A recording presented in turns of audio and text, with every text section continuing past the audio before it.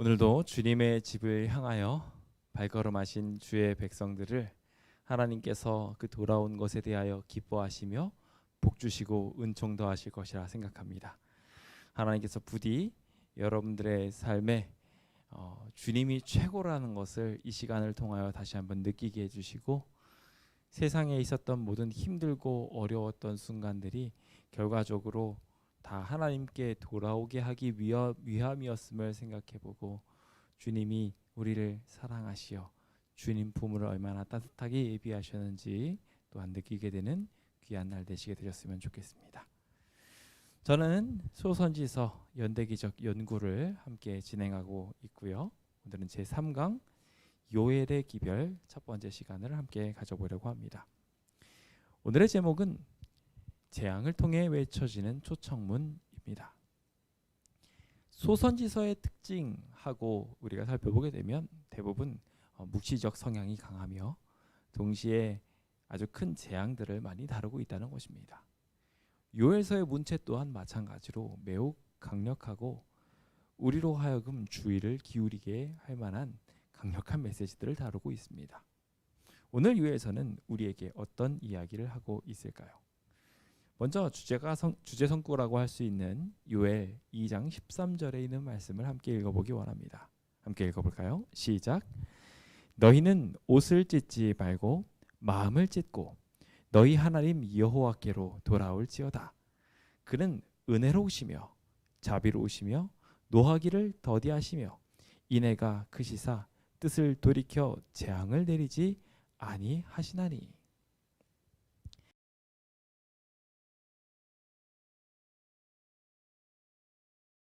표현하고 있습니다.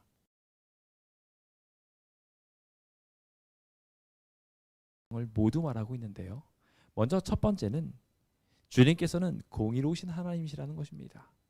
그래서 흉내만 내고 있는 죄인들, 그래서 여전히 의인으로 돌아서지 않고 죄 속에서 살아가는 사람들을 가만히 내버려 두지 않는다는 것입니다. 그래서 여기 보시면 옷을 찢는다라는 모양은 보통 유대인들이 자신의 정결이나 또한 자신이 하나님 앞에 진실하게 나가고 있다는 것을 표현하는 애통의 마음을 표현할 때 옷을 찢는 것을 하였는데요. 여기 단순히 옷만 찢지 말고, 즉 한마디로 연기하지 말고 마음을 찢어라 라고 이야기하면서 너희 하나님 여호와께로 돌아와라 라고 말씀하고 계십니다.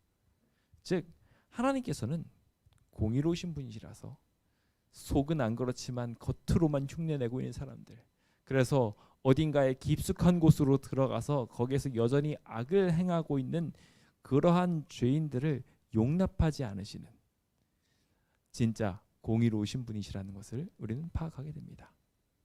때때로 여러분들도 느껴오셨을 것입니다. 삶을 살아가다 보면 때로는 저 사람은 진짜 좋은 사람이 아닌데 주변 사람들 앞에서만 좋은 척하고 또 상급자들 앞에서만 좋은 척하고 뒤에서는 온갖 나쁜 일을 하고 있는데 왜 사람들은 저걸 모를까? 아마 그런 생각해 보셨을 겁니다. 이것이 하나님께는 통하지 않습니다. 하나님께서는 겉으로 흉내내고 있는 수밭겉핥기식 삶을 정확하게 보시고 그 안에 어떻게 되어 있는지 알고 있습니다. 그래서 사람들이 두들겨서 적당하게 판단할 수밖에 없는 것을 주님께서는 그 안까지 정확하게 보시다 보니까요, 그 수박이 완전하게 익은 수박인지 정말 그리고 그 수박은 달콤한 수박이 맞는지 분명하게 알고 공평하게 판단할 줄 아시는 분이십니다. 그런 의미에서 우리가 주님 앞에 진실하게 다가가려고 애를 쓰면 쓸수록 주님께서는 정말 공평한 잣대를 가지고 우리를 보게 되실 것입니다. 그래서 이 세상에서는 저런 숨겨진 죄인들이 득세하는 것처럼 보여질지 모르지만 하나님의 나라에서는 결단코 그런 일이 없을 것이라고 분명하게 말하며 주님이 공의로운 하나님이라는 것을 이 성경절은 분명하게 말합니다. 더 나아가서 이렇게 우리의 자신을 살펴보게 되니 공의의 하나님의 모습 속에 우리를 비견해 보건대 우리는 죄인이라는 것입니다. 우리가 죄가 너무나도 크다 보니 안타깝게도 그 죄로 말미암아 하나님 앞에 서기가 두려워질 때가 있습니다. 그럴 때 주님께서는 당신 자신을 그는 은혜로우시며 자비로우시며 노하기를 더디하시고 그리고 더 나아가 인애가 크시사 우리가 죄로 인하여 당하게 될 재앙들을 내리지 않게 되시도록 당신의 뜻을 창조하시는 놀라운 능력으로 인하여 돌이키지 않으실 만한 그 놀라운 성품을 돌이키시기까지 하시는 분이라고 우리에게 분명하게 설명해 주고 있습니다. 우리가 잘 아는 것처럼 이것은 출애굽기 34장에 당신 자신을 계시하셨을 때 사용하셨던 모습입니다. 내가 바로 이런 사람이야 라고 이야기하며 그의 앞으로 하나님의 형상을 지나가게 하시며 여호와는 이런 분이다, 정말 진실한 분이다 라고 이야기하며 표현되었던 그 모습이 오늘 주님의 모습인 것입니다. 오늘 유에서는 이와 같이 주님을 설명하며 이제 여호와가 여러분을 만나기 위하여 오고 있습니다 라고 소개합니다. 여호와의 주제 키워드는 여호와의 날이라는 키워드인데요. 여호와의 날, 우리는 다른 말로 뭐라고 표현할 수 있을까요? 재림. 주님께서 다시 오시는 그날 우리는 어떻게 서 있게 될지 함께 생각해보는 귀한 시간 되시길 예수님의 이름으로 축원드립니다. 그런 의미에서 함께 표를 외쳐볼까요? 2021년 표입니다. 함께 외치겠습니다. 고! 준비! 야! 너의 행사를 여호와께 맡기라. 그리하면 내가 경영한 것이 이루어지리라. 아멘. 주님께 모든 것을 맡기십시오. 주님께서 여러분들의 삶을 이루시고 저 하늘나라까지 인도하여 주실 것입니다. 저희는 지난 시간을 통하여 요한계시록에 있는 이야기들을 쭉 한번 살펴보았습니다. 그래서 저희가 요한계시록 전도회를 진행하는 내내 아마 인상 깊었던 여러 가지 내용들이 있으셨을 것 같습니다. 저는 요한계시록 하면은 7교회도 떠오르지만 그리고 여러 가지 재앙 이야기부터 시작해서 나팔 이야기까지 다 떠오르지만 제 마음속에 계속해서 남고 있는 키워드 중에 하나는 내 기사에 관련된 이야기입니다. 주님께서는 7인을 떼실 때 4명의 기사를 파견하셔서 하나님의 백성들한테 언약 축복과 언약 저주를 통하여 잘할 때는 축복을, 못하고 있을 때는 각각의 재앙들을 통하여 당신의 백성들을 돌이키게 하신다라는 것을 우리는 분명하게 볼 수 있었던 시간이었습니다. 그래서 저는 이 4인에 해당하는 내 기사의 이야기를 정말 좋아합니다. 주님께서 당신의 백성들을 가만히 두지 않으신다라는 또 하나의 예증이기 때문이죠. 예레미야 29장 11절은 주님께서 이러한 언약 축복뿐만 아니라 언약 저주, 언약 재앙까지도 우리한테 허락하시는 이유에 대하여 다음과 같이 말하지요. 너희를 향한 나의 생각을 내가 하나니 평안이요 재앙이 아니니라. 너희에게 미래와 희망을 주는 것이라. 주님께서는 이 계획을 통하여 하나님의 백성들한테 재앙을 통해 저 미래와 희망을 주고자 하신다는 것. 우리에게 미래와 희망이 있다면 무엇이겠습니까? 오늘의 주제인 재림이 아닐까 생각해 보게 됩니다. 주님께서는 저희를 저 하늘나라로 데려가고자 하시는 것입니다.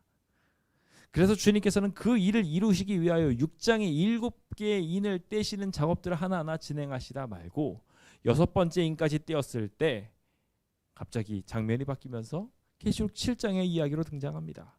네 천사가 네 모퉁이에 서가지고 사방에서 불어닥치고 있는 바람을 붙잡고 있습니다. 그래서 각종 나무, 즉 하나님의 백성으로 표현되어 있는 사람들을 완전히 무너뜨리지는 못하게 합니다. 분명히 바람이 일고 풍랑이 일고 있지만 그것들이 완전히 이 수목들을 해하지 못하게 하신 이유는 우리가 공부한 것처럼 하나님의 종들에게 인이 쳐지기 전까지 그것들을 완전히 해하지는 말아라. 무슨 말씀입니까? 즉 하나님의 백성들을 향한 하나님의 기대가 6번째 인, 즉 7번째 인을 다 떼기 직전까지도 그 자비가 끝까지 이어지고 있었다는 것입니다. 주님께서는 여전히 우리를 기대하고 계십니다. 여전히 우리를 사랑하사 주님 품으로 돌아오기를 고대하고 계신 것입니다. 주님의 심판은 우리를 구원하시려는 분명한 목적을 두고 진행되고 있음을 우리는 이 사실을 통하여 알 수 있게 되지요. 오늘 요엘서의 이야기도 마찬가지로 아주 무서운 재앙의 이야기들을 다루고 있습니다. 하지만 그 이야기의 이면에는 주님께서 하나님의 백성들이 구원받기를 바라는 간절한 소망이 있다는 것, 함께 분명하게 인지하고 오늘 말씀으로 들어가 보게 되었으면 좋겠습니다. 먼저 저는 이 주제별로 보게 되는 이 성경의 이야기들이 매치가 잘 된다고 여러분들과 함께 나눈 적이 있습니다. 그 매치가 되고 있는 이야기 중에 특히 역사서와 소선지서는 그 구조까지도 같습니다. 그래서 역사서에 있는 이야기들을 하나하나 따라가면서 소선지서에 대칭되는 이야기들을 살펴보면 참 신기하게도 두 이야기가 연결되는 듯한 연결고리가 있다는 것을 발견하게 됩니다. 그래서 소선지서를 단순히 시대적으로 배열했다라기보다는 오히려 하나님께서 어떻게 이 역사서의 이야기들을 소선지서를 통하여 반복하여서 우리에게 기별하고자 하시는지를 담고 있는 것이 소선지서라고 보는 것이, 그리고 그것이 순서의 핵심이라는 것이 저는 분명하다는 생각이 듭니다.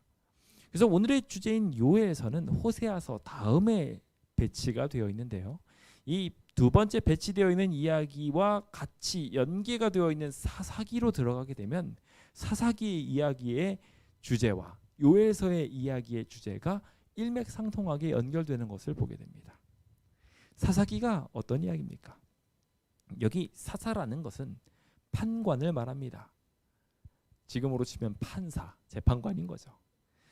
판관들이 이 세상을 다스리고 있는 것입니다. 그런데 문제는 하나님의 말씀대로 이 땅이 재판되어져야 하는데 이 사사기의 이야기에 총 반복되는 이야기들을 보다 보면 그 당시에 왕이 없었으므로 사람들이 자기 소견에 옳은 대로 마음대로 행했다라고 말하고 있습니다. 즉 그들 마음 안에 하나님이 없었습니다. 그들은 하나님을 왕으로 모시지 않고 살았어요. 그러다 보니 자기의 판단대로 자기가 옳다고 생각되는 대로 마음대로 살았던 것입니다. 그 결과 그들은 끊임없이 메뚜기 떼와 같은 공격을 당하게 됩니다.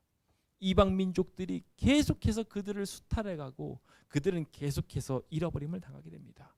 그때마다 주님께서는 나타나셔서 주님의 구원의 날을 외치는 백성을 보내셨습니다. 그들이 바로 판관들, 사사들이라고 불리우는 인물들입니다. 그 이야기가 다뤄져서 반복적으로 이루어지고 있는 것이 사사기고요. 그리고 그 사사기의 키워드를 그대로 가져와서 여호와의 날, 여호와의 구원의 날에 대하여 이야기하고 있는 책이 요엘서인 것입니다. 즉 자기 욕심대로 자기 마음대로 살아가고 있는 이들을 향하여 심판이 올 것이며 그 심판 때에 주님께서 구원을 또한 허락하실 것이다라는 이야기를 담고 있는 것이 요엘서의 이야기인 것이죠. 오늘 그렇다면 사사기와 연결해서 요엘서의 큰 주제에 대하여 어느 정도 이해하셨으리라 생각합니다. 그렇다면 왜 호세아서 다음에 요엘서를 공부해야지 왜 이렇게 또 순서대로 공부하지 않는 것 같나 라고 생각하시는 분을 위해서 지난 시간에 이어 전달을 드려봅니다. 지난 시간에는 저희가 오바댜서에 대해서 공부했었는데요. 오바댜서는 BC 845년경에 만들어진 것으로 추정됩니다. 가장 앞으로 당겼을 때의 기준으로 저희가 계속 공부하고 있는데요. 요엘서도 마찬가지로 830년경에 기록됐을 요아스 왕 때에 기록됐을 것이라고 추정하는 이야기들이 꽤나 많이 있기에 저희는 이 요엘서를 두 번째 연대적으로 보았을 때 두 번째에 배치하여 함께 공부하고 있습니다. 사실 이 요엘서에 대해서는요, 그 시기가 명확하지 않습니다. 왜냐하면 누구 왕 때라든지 그 배경을 알만한 내용들이 전혀 기록되어 있지 않기 때문입니다. 그런데 이 재앙에 관련된 이야기나 그 모든 국적들에 대한 이야기들을 자세히 살펴보게 되었을 때 아마도 이 요엘서는 요아스 시기에 기록됐을 가능성이 충분히 다분해 보인다라고 생각되어져서 이 이야기를 함께 풀어봅니다. 그럼 이 부드엘의 아들 요엘의 이야기를 함께 들어보겠는데요. 들어보기 전 간단하게 역사적 배경을 좀 보고자 합니다. 정경의 순서가 아시다시피 주제별로 정해져 있지 그것이 시대적으로 그대로 연결되지는 않았을 것이다 라고 보는 것이 명확한 것이 사실 이 요엘서를 통하여 조금 더 확실하게 됩니다. 왜냐하면요, 히브리 성경에서는 여기 성경에서처럼 호세와 아모스 사이에 연결되어 있어 두 번째 책으로 요엘이 들어가 있습니다. 그런데 70인역 성경에서는요, 이 소선지서의 목록 중에 네 번째 위치에 있습니다. 그러니까 즉 한마디로 자신의 목적에 부합하게 이 정경의 위치가 다르게 있다는 것입니다. 즉 시대적으로 배치한 것이 아니라 주제별로 연결시켰다라는 것을 우리는 이 이야기를 통하여 볼 수 있는데요. 그래서 저희가 이 요엘서의 역사적 배경으로 추정되는 요시야 왕에 대하여 잠깐 먼저 생각해 볼 필요가 있습니다. 요시야 왕은 어떤 사람입니까? 우리가 잘 아는 것처럼 하마터면 죽을 뻔했던 사람입니다. 하나님의 크신 은혜 덕분에 이 죽을 뻔했던 아달랴의 사륙에서 벗어나게 돼서 제사장 여호야다를 통하여 살아남았다가 왕이 됐던 이가 바로 요아스입니다. 이 요아스라는 왕은 정말 열정적으로 신앙을 해 나갔습니다. 그래서 그 동안에 여러 우상들, 아달랴로 인해서 생겨났던 모든 우상들이나 그런 것들을 다 없애버리고 유대 8대 제왕으로 굉장히 잘 통치한 사람 중에 하나로 되어 있습니다. 근데 문제는 안타깝게도 여호야다가 죽게 되었을 때입니다. 제사장이 죽었어요.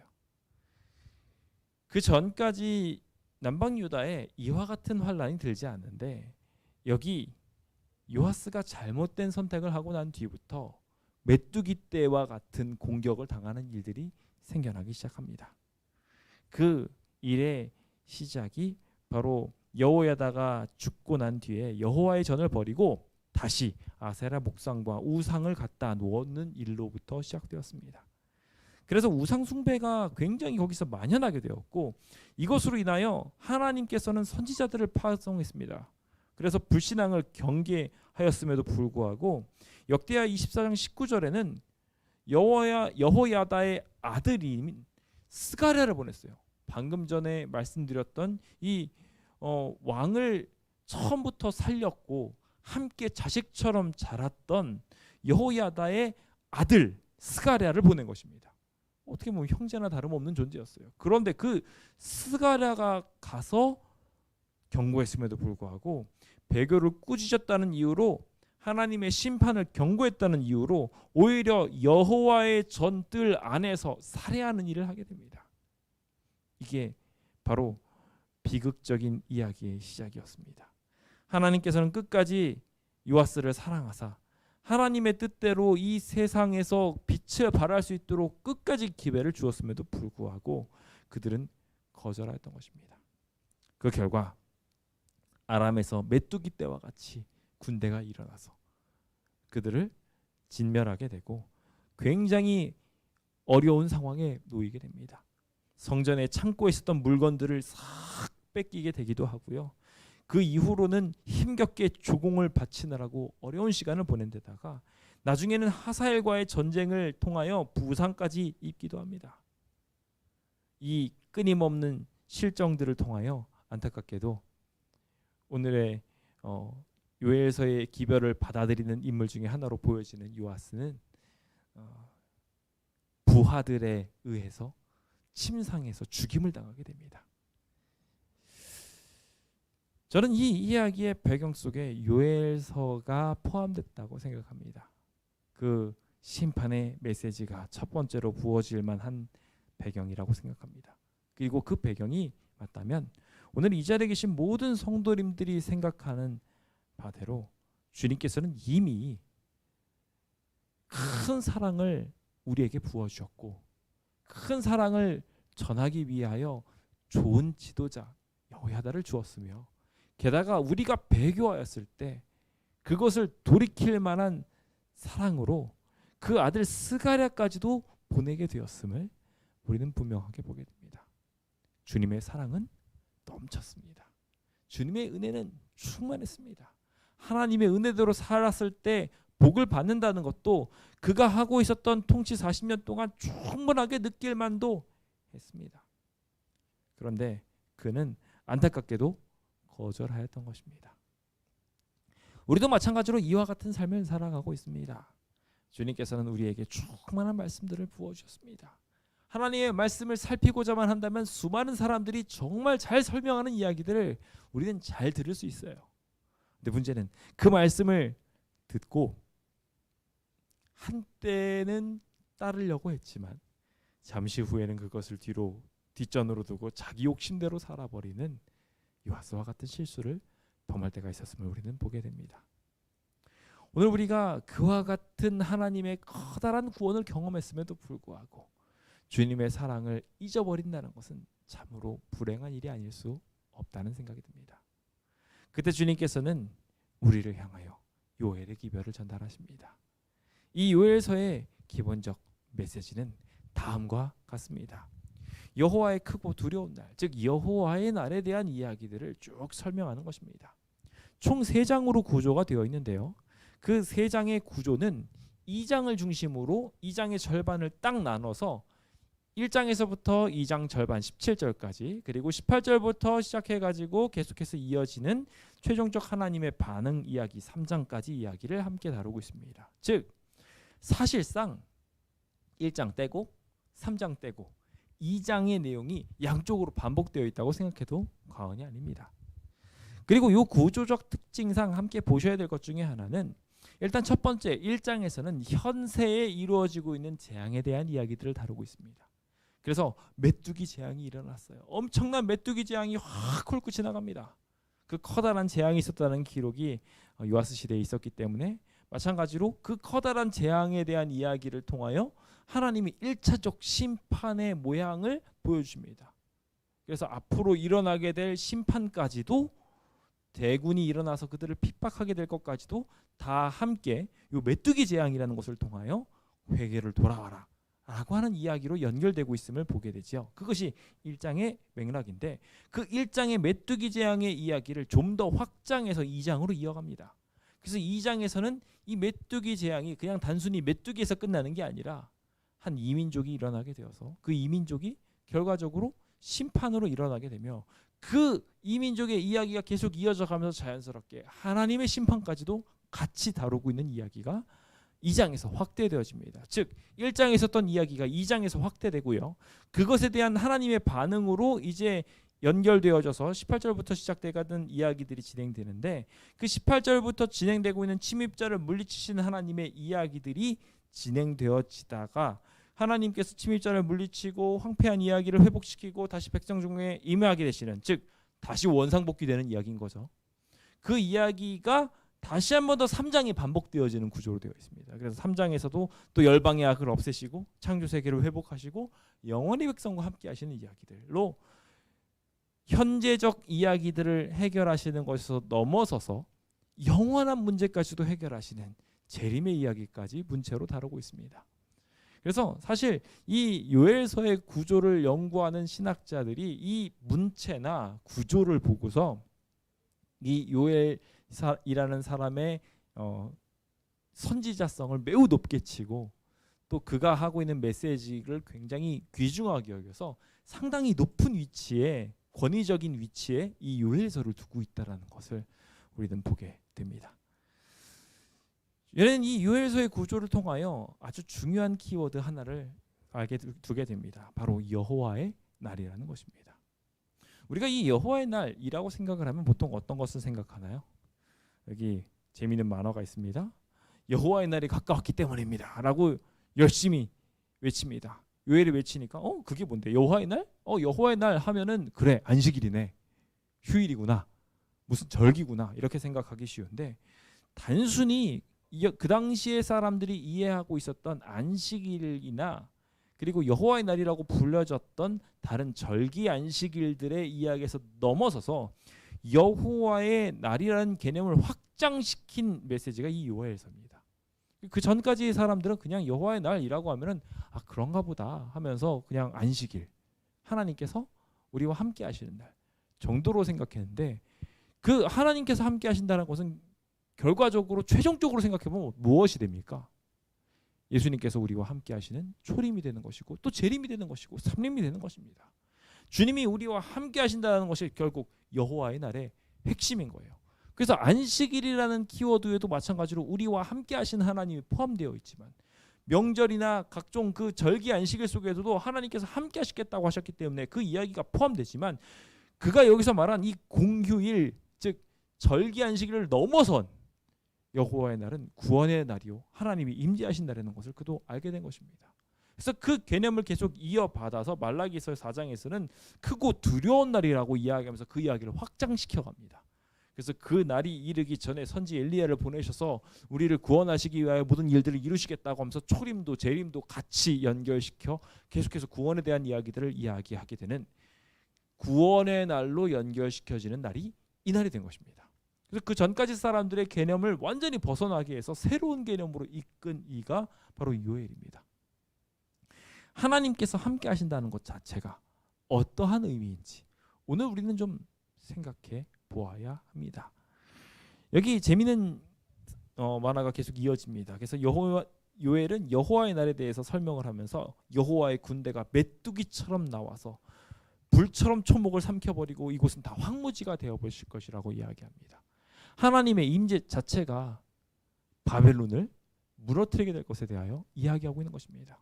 이 세상 왕국을 결국 무너뜨리게 될 것이고 하나님께 순종하는 척하는 사람들, 겉으로만 흉내내서 하나님의 백성인 것인 양 흉내내고 있는 사람들의 그 오만하고 잘못된 모습들을 결과적으로 심판할 것이라는 것을 이야기합니다. 그래서 여기서 나오고 있는 푸른 초목이나 그런 것들이 다 유다인데요. 그들이 황무지처럼 되어지는 과정들을 분명하게 이야기하며 1차적으로는 여기서 등장하고 있는 메뚜기 떼 이야기로 2차적으로는 장차 드러나고 있는 이제 아람이나 그런 이들을 위해서 또 3차적으로는 계속해서 바벨론의 침략을 통해서 그 다음에는 예수님의 재림과 초림과 그 다음에 재림으로 인하여 이 모든 일들이 다 이루어질 것에 대하여 그는 역사적 예언 관점으로 모든 것을 한 시점에 두고 이 재앙이라는 사인을 통하여 여호와의 날을 설명하고 있었던 것입니다. 그 심판의 날은 누구도 견딜 수 없으며 누구도 피해갈 수 없다고 그는 말하고 있습니다. 오늘 그 이야기를 함께 요엘서 1장과 2장의 이야기를 빠르게 훑어보는 것을 통하여 함께 보도록 하겠습니다. 먼저 1장입니다. 1장 2절에 있는 이야기를 보시면은 늙은 자들아 라고 이야기하면서 이야기가 시작됩니다. 우리가 잘 아는 것처럼 여기 늙은 나이든 이라는 사람들은 장로라는 사람들을 사용할 때 사용하는 단어 중에 하나로 경험을 한 사람들, 역사를 아는 사람들이에요. 그들을 불러서 일으키면서 너희 조상들의 이런 날들이 있었던 적 본 적이 있느냐? 메뚜기 떼가 나와서 이것들 다 없앤 거 너 이렇게까지 심각한 거 본 적이 있었느냐? 없지 않았느냐? 이 커다란 재앙은 하나님의 심판을 말한다 라고 말하면서 요엘은 이 서두를 시작합니다. 이 이야기가 지금 이 서두에 우리에게 펼쳐진다면 어떤 이야기일까요? 여기에서 신앙을 아주 오래 하셨던 분이 이렇게 오랫동안 예배를 못 드리게 된 것을 보신 적 있으십니까? 우리가 이렇게 오랫동안 코로나로 인하여 입을 봉하고 살게 될 줄 누가 알았습니까? 저희 교회가 점점점 이렇게 하나님의 말씀을 잃어가고 죽어가게 될 줄 어떻게 알았습니까? 점점 더 우리는 고난을 당하게 될 것을 우리는 이 시대를 보면서 놀랍게 쳐다봅니다. 그러면서 이 요엘 시대와 똑같은 현대의 모습을 봅니다. 그리고 요엘이 이 늙은 자들한테 요청하는 것을 보게 됩니다. 너희 날에나 너희 조상의 날에 이런 일 없지 않았느냐? 그러니 이것에 대하여 이것을 너희 자녀한테 말하고 이런 적 우리는 없었어. 이거 정말 하나님이 심판하실 날이야 라고 말하라고 한 것입니다. 그리고 그것으로 끝나지 않고 너희 자녀는 또 자기의 자녀에게 또 이것을 말해서 후세한테 이러한 날이 있었다 라고 전하라고 한 것입니다. 실제로 요아스 시대에 이런 일이 일어나고 난 다음에 아람이 일어났던 그 커다란 전쟁을 보고서 와 정말 이런 일이 있을 수 있구나 하면서 하사엘에게 당했던 모든 심판들의 이야기들을 보고 요아스가 어떻게 심판받는지 보고 전달되어지는 과정들을 통하여 결국 하나님을 따르지 않게 된다면 이 남방 유다도 심판받을 수밖에 없구나 라는 것을 알게 되었던 것입니다. 우리도 마찬가지로 이것을 전해야 합니다. 끊임없이 우리 자녀들한테 전해야 합니다. 7 재앙이 우리 세상에 결국 부어지게 되어 7 대접으로 말미암아 하나님께서 이 세상을 심판하실 이야기들을 우리가 알고 있기에 전하고 또 전해야 하는 것입니다.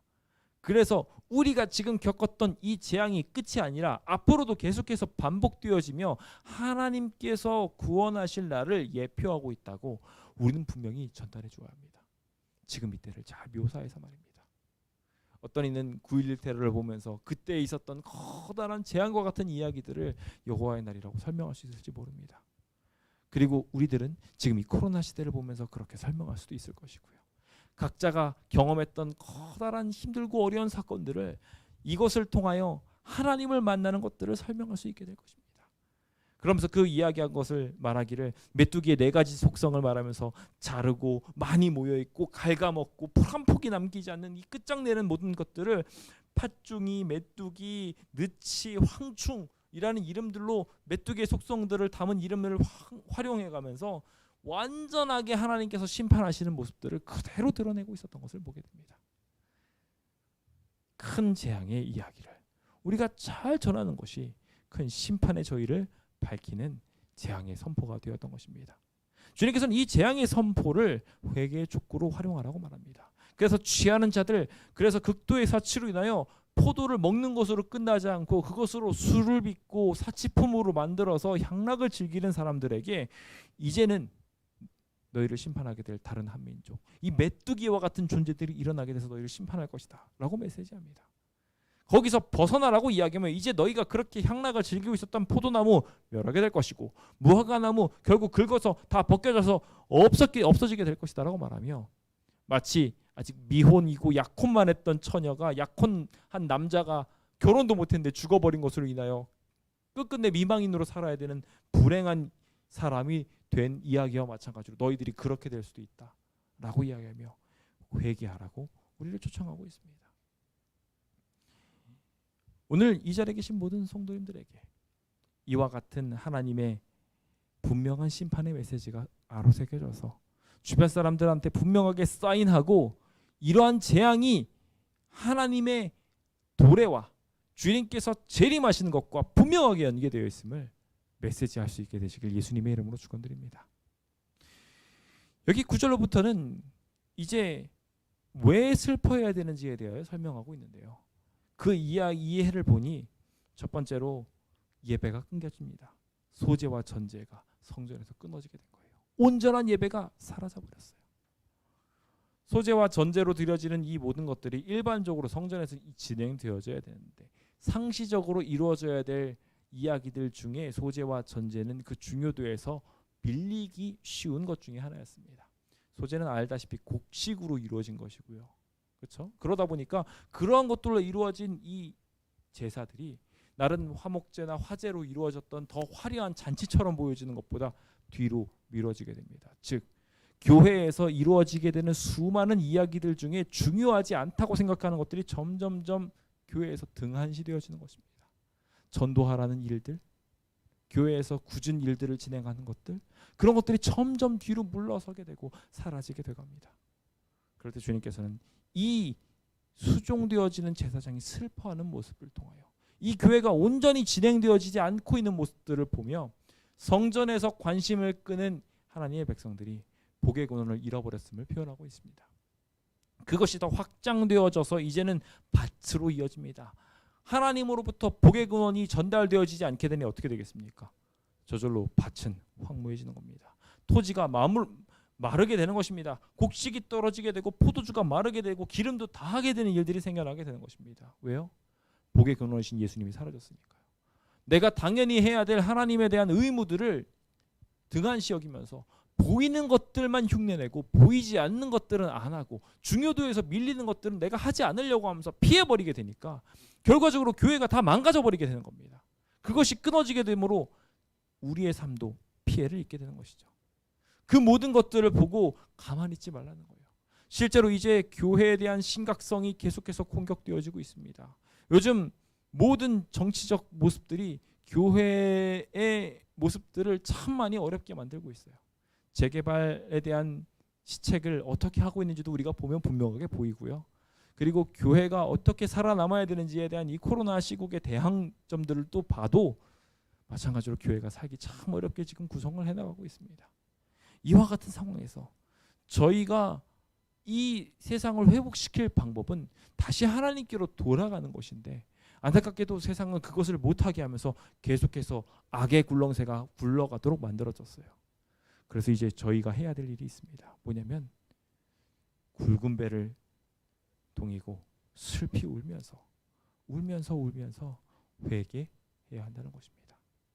이 제사장 교회들이 다시 와서 그 일들을 수행해야 된다고 말하며 14절은 그것을 명확하게 어떻게 해야 되는지 지적합니다. 바로 금식일로 정하고 성회로 소집하라. 즉 한마디로 다른 모든 것, 국기 같은 것까지 끊으면서까지 모이라는 거예요. 주님의 성전으로 모여서 그 성전에서 여호와께 부르짖으라는 것이죠. 이 성회의 중요성은 간단합니다. 일단 기본적으로 내가 하나님의 모든 일들을 수행하기 위하여 내가 다른 세상적인 일들을 놓았습니다 라는 의미예요. 일터에서 무언가를 해가면서 하는 게 아니라 내가 해야 될 모든 일들을 끊고 온 거예요. 심지어 여기 금식일은 자신의 먹는 것까지도 끊고 오게 되었음을 분명하게 표현합니다. 성회라는 것이 기본적으로 그런 개념이에요. 근데 요즘 코로나 때문에 어떻게 됐습니까? 성회가 어떻게 됐냐면요, 한쪽에는 말씀을 틀어놓고 자기 일을 합니다. 설거지를 하면서도 예배를 드릴 수 있으니까 얼마나 좋은지 모르겠어요. 그걸 정말 요즘 시대의 장점이라고 설명하시는 분들이 있더라고요. 제가 얼마나 학을 띠게 되는지. 우리가 성회의 기본 개념을 생각하고 주님 앞에 나가서 회개하기 위해서는 다른 것들을 끊고 와야 합니다. 그리고 그 다음에 모여가지고 성경으로 한 마음으로 묶여지게 됩니다. 주님의 말씀을 보게 되는 것이죠. 그래서 그것으로 한 마음으로 망쳐지게 되고요. 그래서 여호와를 부르짖을 수 있게 돼요. 하나님께 도움을 요청할 수 있게 돼요. 그것이 성회의 중요성입니다. 그게 돌아서서 하나님의 백성으로 한 마음이 되어 다시 도움을 만나게 되는 것. 그 일이 오늘 우리가 이 삶에서 이루어야 할 굉장히 중요한 일인 것입니다. 여호와의 날, 여호와의 심판이 가까웠으니 이제 그 멸망의 이야기들을 보면서 가만히 사는 것이 아니라 주님께서 오실 것을 생각하고 돌아와야 한다는 것입니다. 그것을 반복하고 있는 것이 2장의 이야기입니다. 이것은 확장되어서 시온의 이야기로 더 커집니다. 그래서 재림과 관련된 이야기로 더 커지게 되고, 그것이 다시 한 번 더 12절부터 시작해가지고 회개의 촉구로 조금 더 확장되어져서 이것이 단순히 현실 도피가 아니라 영원한 나라를 위한 금식과 기도로 들어가야 된다는 것. 즉 지금 재앙을 그치는 것으로 끝나는 것이 아니라 더 나아가 예수님께서 오시는 그날에 대한 소망으로 돌아가야 된다고 조금 더 크게 나와요. 그래서 그 이야기를 이야기하며 그냥 옷을 찢지 말고 흉내만 내지 말고 마음을 찢으라고 이야기하며 마음의 할례를 받는 신명기 10장과 30장 그리고 예레미야 9장 25절에 있는 말씀들을 확장시켜 이곳에 넣으면서 다시 한 번 더 그 세세한 소재와 전제까지도 들어가게 해라. 그거 끊어지지 말게 해라. 원래 너희가 해야 될 진정한 의미를 다시 회복해라라고 이야기하며 다시 한 번 더 이야기합니다.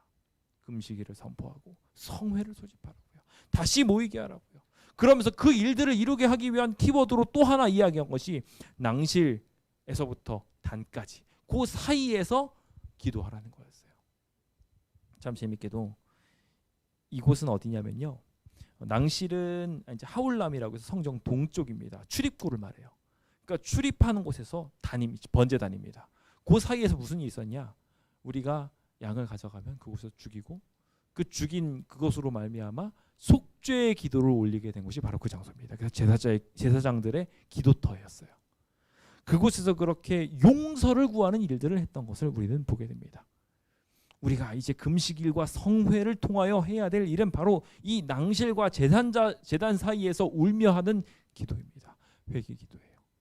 우리가 그동안 주님을 위하여 했어야 될 이러한 크고 작은 것들이 사라져갔습니다.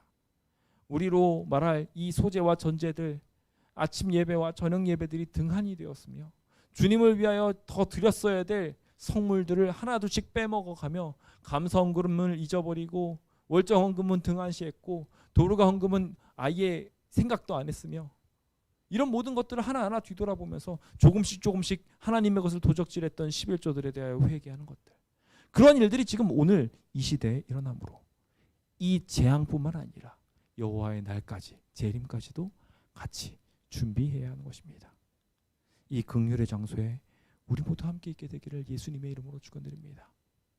저희는 오늘 이 메시지를 다시 한번 반복해 가며 주님께서 이 요회를 통하여 회개하라고 초청하고 있는 것을 보게 됩니다. 주님께서는 당신 자신이 자비로운 분이라고 오래 참으시는 분이라고 분명하게 설명하면서 이제 제사장들은 금식을 선포해야 된다고 말합니다. 하나님의 제사장 된 우리들이 나아가서 굵은 베옷을 입고 성전에 모여서 회개하면서 하나님을 부르짖으라고 말하는 것입니다.